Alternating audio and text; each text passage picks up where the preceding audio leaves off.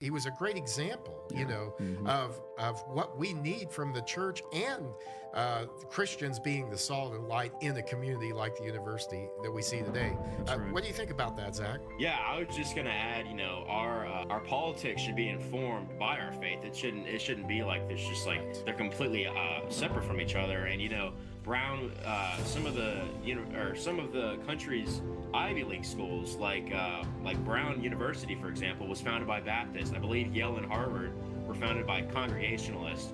Princeton was founded by Presbyterians. I mean, all these schools, these Ivy League schools, were founded by ministers to train other ministers. And today, I feel like a lot of these schools, especially the Ivy Leagues, they've totally lost that. But he was not afraid to go into the lion's den, so to speak. Yeah. And I hope, and do you hope? Do you guys hope that we can that can continue?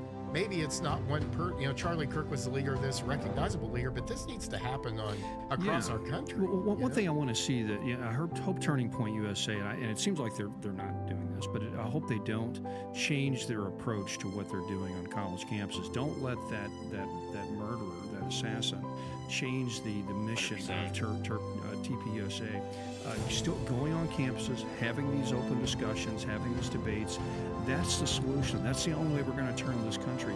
Otherwise, it's either words or bullets. And I really love this new chapter that they started at Evangel, and I think it's such a great thing because Charlie often talked about there's really been a revival of faith among Gen Z, among Gen Alpha, even some later millennials, and I really think that we're at such a pivotal time in our nation's history, and I think a lot of people have waken up, especially in light of the terrible, awful tragedy that happened just over 2 months ago now.